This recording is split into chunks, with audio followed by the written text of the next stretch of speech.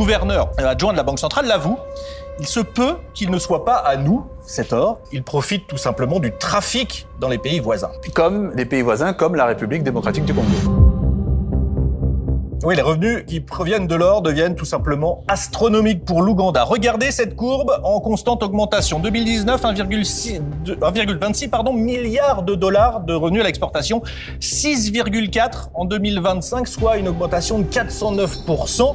Chiffre impressionnant dû évidemment, vous le savez Patrice, à l'explosion du prix du minerai, l'or qui est au-dessus de 5 000 $ l'once.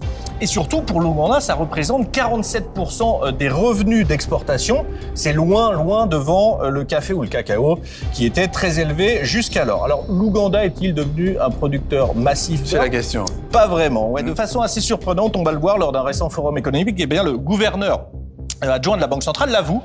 Il se peut qu'il ne soit pas à nous, cet or. Alors, à qui est-il ? Eh bien, l'Ouganda, qui n'a pas développé des dizaines de mines sur son territoire en quelques années, il profite tout simplement du trafic dans les pays voisins.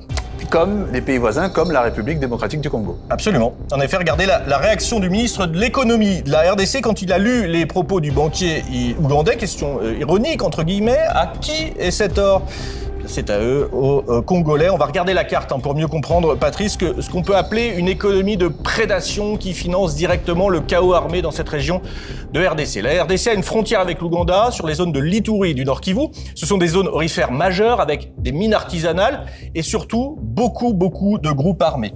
Codeco, ADF, Zaïre, d'autres milices aussi, et puis les armées régulières, les FRDC et l'UPDF, qui est donc l'armée ougandaise chargée depuis 2021 de lutter contre les djihadistes de l'ADF. Et l'UPDF qui est accusé d'ailleurs par l'ONU de soutenir le M23. Une région en plein chaos sécuritaire depuis des années avec des frontières poreuses.